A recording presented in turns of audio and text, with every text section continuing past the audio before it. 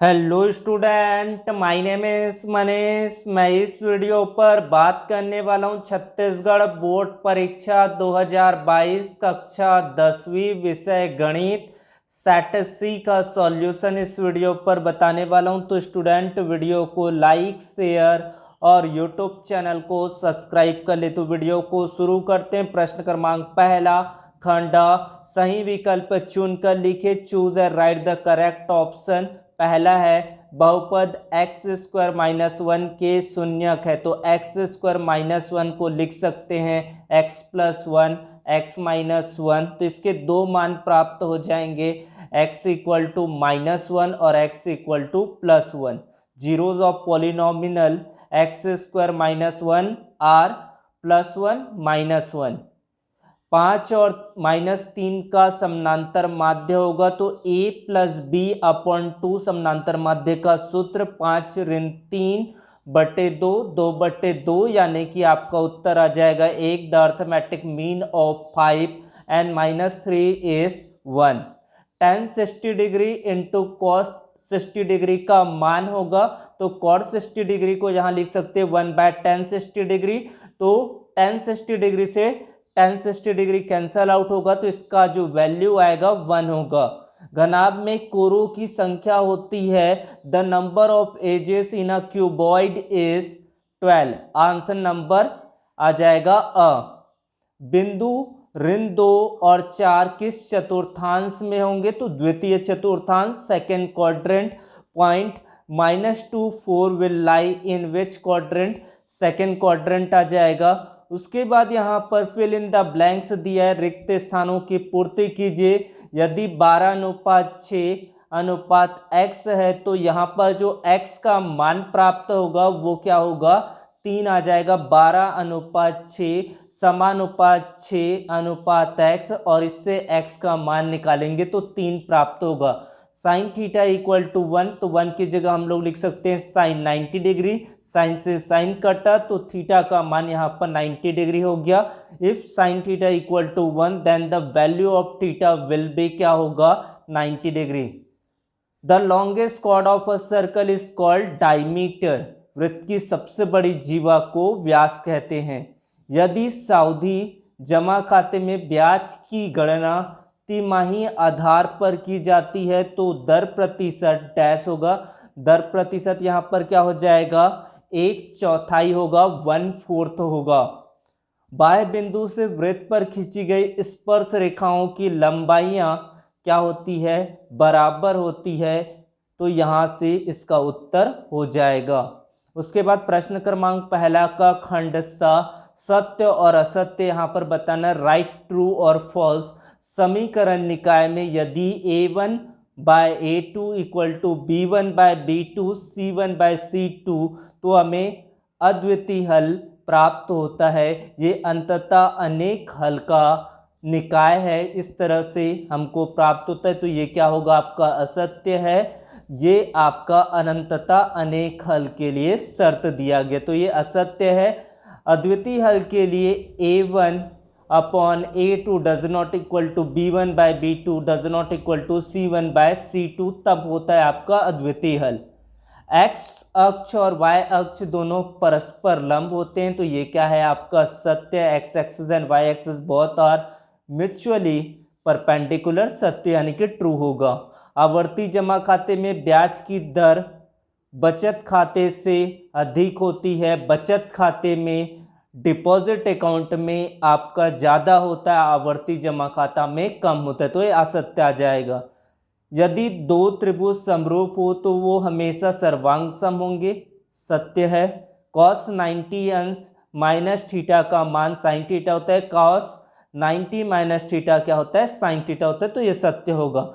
यहाँ पर क्या है, जी एक्स पी एक्स का एक गुणनखंड है। यदि जी एक्स का मान दिया है, तो यहाँ पर पी एक्स के मान को आपको जांच करना है कि पी एक्स जी एक्स का गुणनखंड है या नहीं है। तो जी ऑफ एक्स से पहले एक्स का मान निकालेंगे।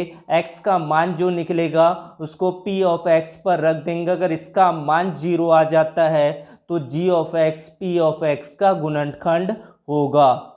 उसके बाद तीसरा प्रश्न, के किस मान के लिए समीकरण मूल वास्तविक एवं बराबर होंगे यदि 16x² plus kx plus 9 equal to 0।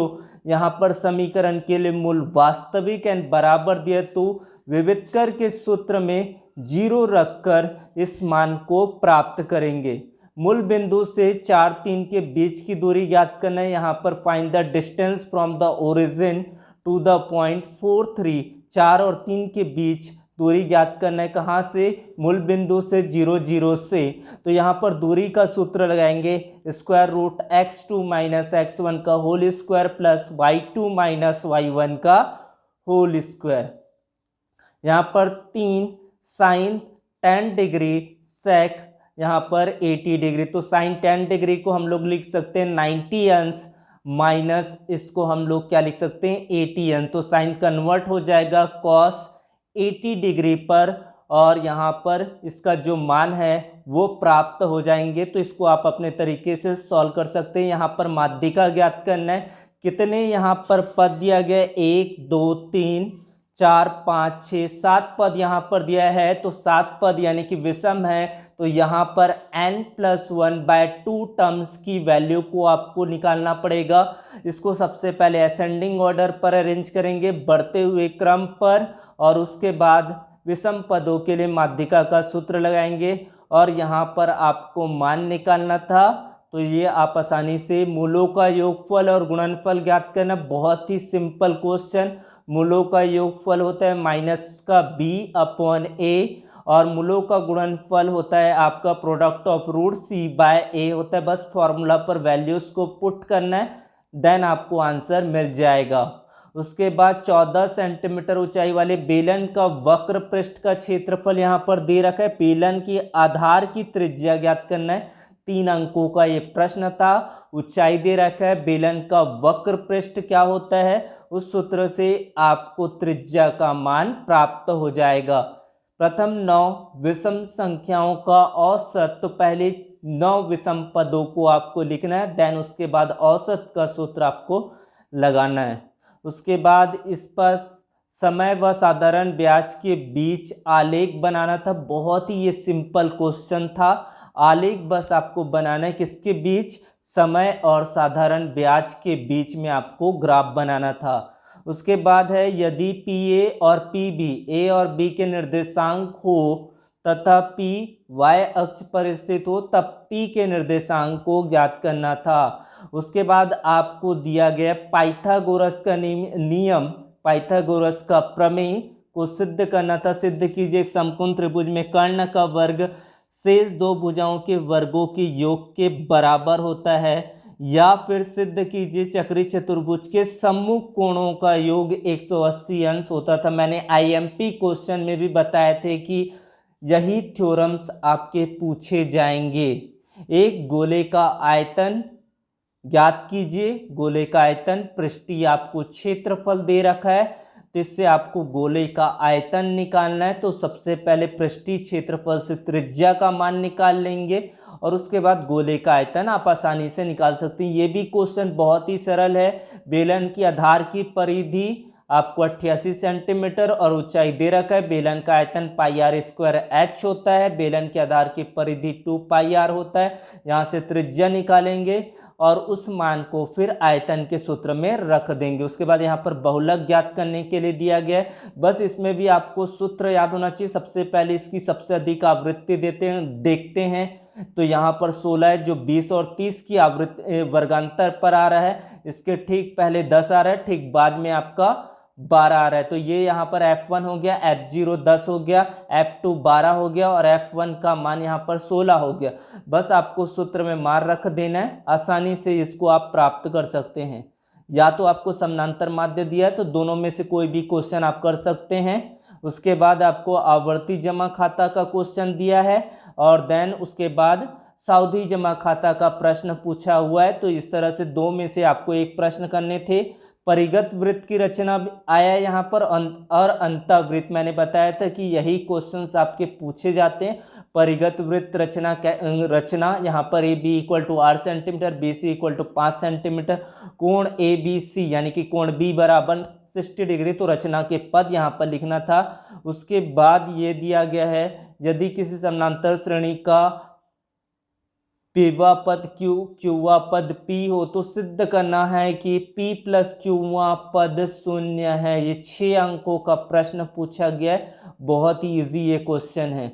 उसके बाद है अथवा के किस मान के लिए अद्वितीय हल हो, कोई हल ना हो। आपको समीकरण निकाल दिया, के एक्स माइनस 5y बराबर 2, 6x धन 2y बराबर 7 का अद्वितीय हल, कोई हल ना हो। बस आपको सूत्र में कंडीशन लगाना है, यूनिक हल के लिए आपको लगाना है एंड नो सॉल्यूशन के लिए।